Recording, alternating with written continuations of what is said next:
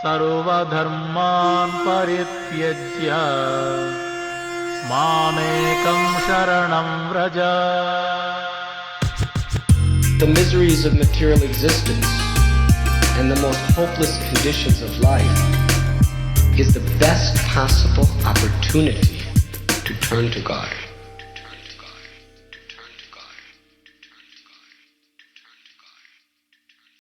You're listening to Bare Knuckle Bhakti Shorties on the Bhakti Recovery Podcast with Jiva G, coming at you every Monday with a little spiritual something. Hey, good morning, my friends. Good afternoon and good evening, wherever you guys are. Out for my walk. And I wanted to talk a little bit about showing up, suiting up and showing up. I also wanted to talk about helping people and how willing they are to be helped and how effective or not effective or ill-effective, what's the word in English? Well, you know what I mean. It can be if someone asks for help and you're trying to help them and they're not taking the help, how long do we do it? How long do we offer our help? And, for me, it's always been very clear. And I'm really big on watching people's actions, watching what they do and not what they say, because there's a lot of lip service going around. And I know for myself that I used to be a big lip service gal.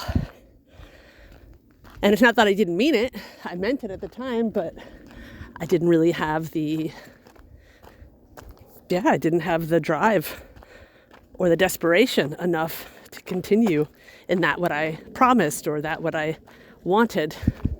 And that's something really, really important when it comes to wanting to progress in anything. So,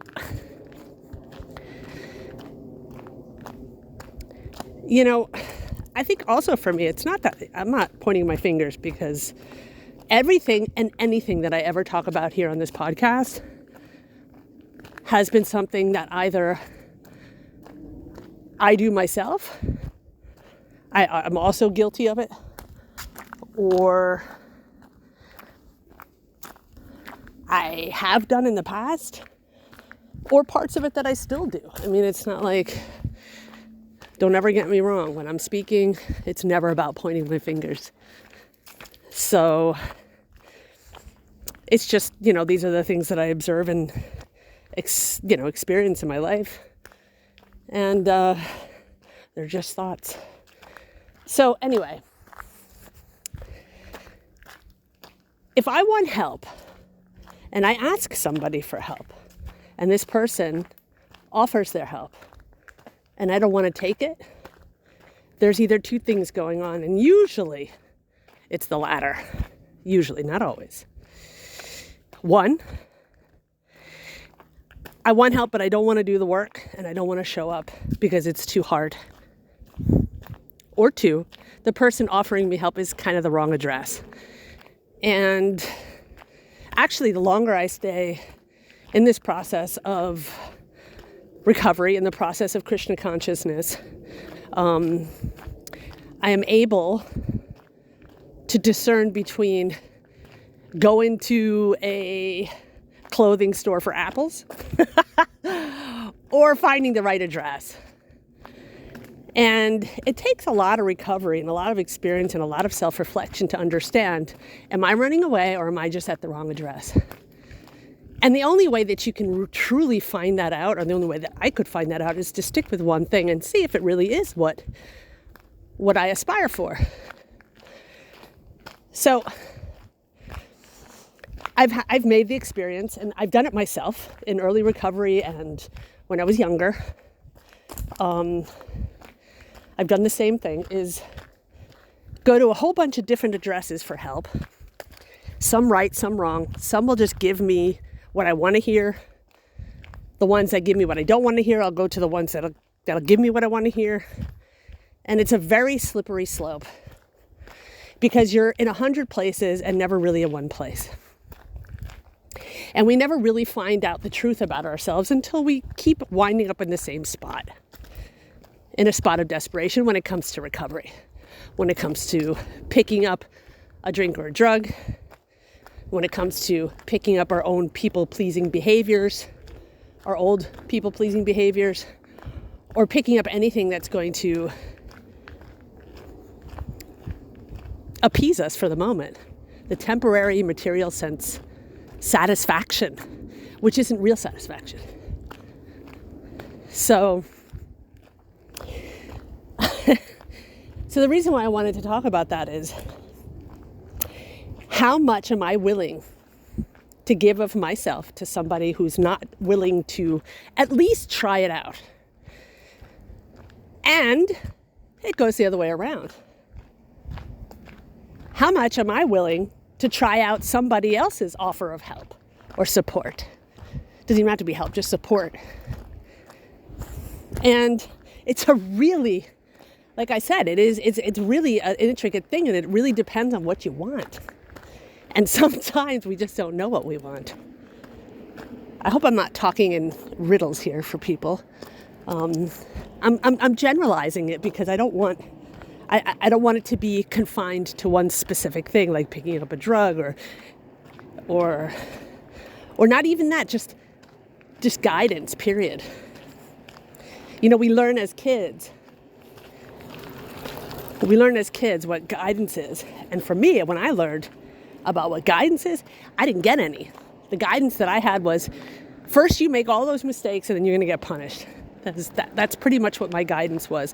I mean, I don't know if that's completely true, but that's kind of what it feels like.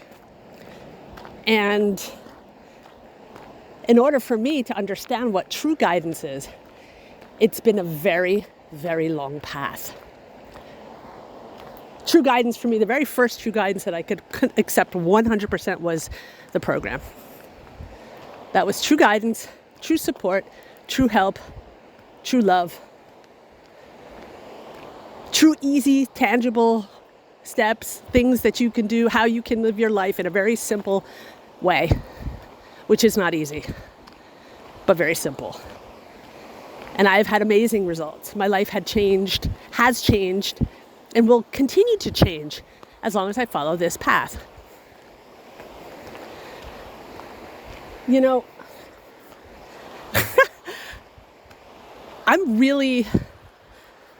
there are all kinds of different sponsors out there, people who sponsor in all different types of ways according to their own experience, of course, or their own limitations, or their own whatever it is. And we all have them. We all have our own filter. It's just the way it is. Not one is better than the other. Everyone gets what they need to get. That's what I believe. You know, there are sponsors that'll carry their sponsees. And I really appreciate that. I'm just not that person. And I'm also not the person to be carried. So, and there you go. There's a different style. I'm the kind of sponsor, as well as the kind of sponsee, who leaves it up, the responsibility, to the person who's recovering, the person who wants to work the steps, the person who reached out to me to work the steps, the person who does that. It's up to them to come to me and be, vigilant about their program. I learned this the hard way because I have a recovering daughter. My daughter is a recovering addict, and I carried her for years from the guilt and the shame of raising a daughter in my own addiction and trying to make up for the past. And what I wound up doing was just literally taking away essential experiences in order for her to recover. By carrying her, by bailing her out. So many things. And I learned that way. I learned that way. We don't do anyone any favors that way. As well as my father. My father bailed me out of so many situations. Never let me fall. And I let myself fall at some point. But in hindsight, that wasn't the best. Maybe my recovery could have gone a little faster. Maybe not, who knows? But that's not really useful. It's not useful for me to take out the whip and whip myself about it, or it's not useful for me to ponder on if maybe it would have been better like this or better the other way. What's useful in a situation like that is to use my experience to help others. Use my experience to empower others, actually. And sometimes that means letting somebody fall. I know it sounds cruel, but it isn't. So look, if somebody's drowning out, you let someone swim farther and farther to the ocean. You keep telling them, hey, you're not a great swimmer. Please come back to the shore. Please don't do that. Don't go too far out.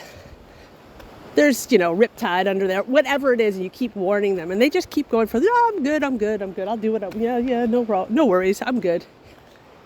All you can do is, for an adult, all you can really do is tell them, please don't do that.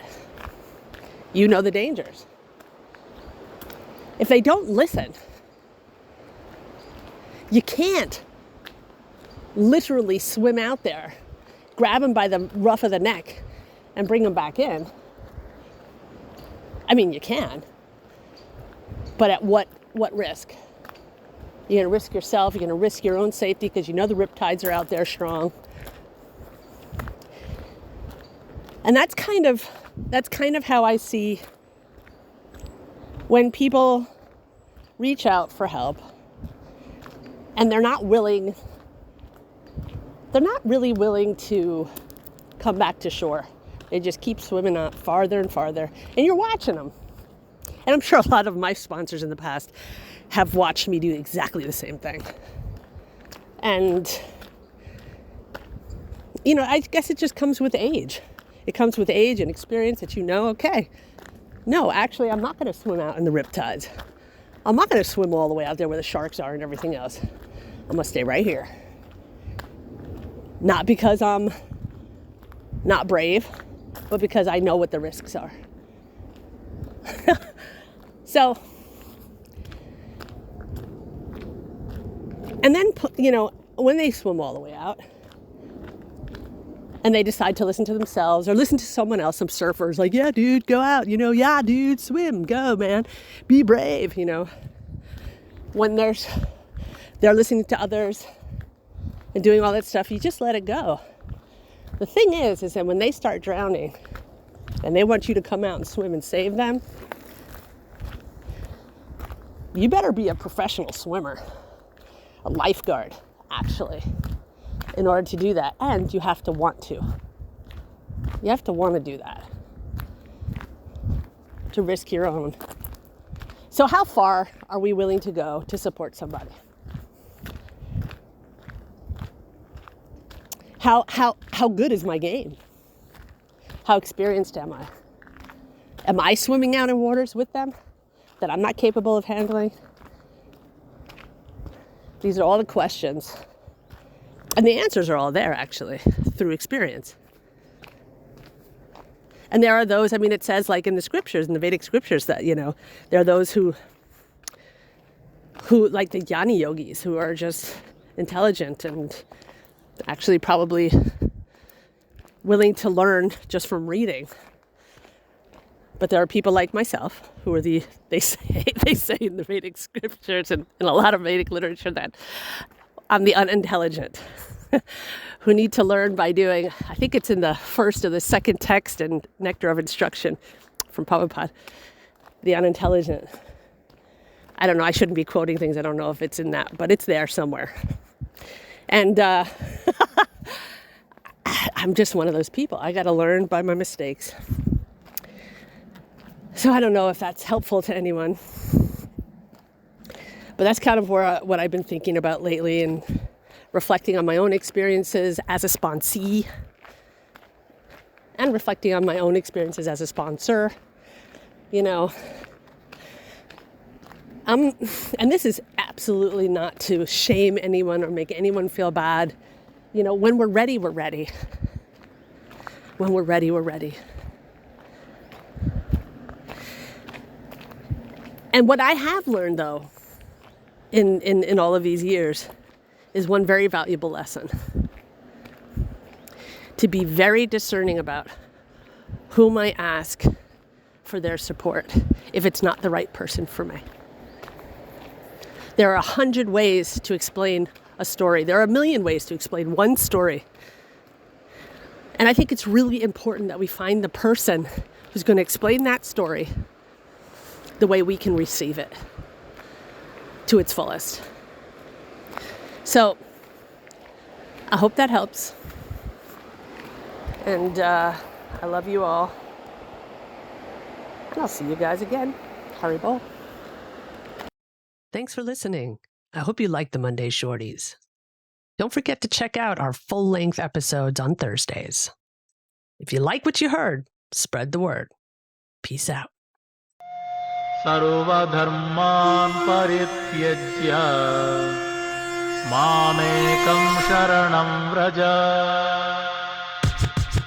The miseries of material existence and the most hopeless conditions of life is the best possible opportunity to turn to God.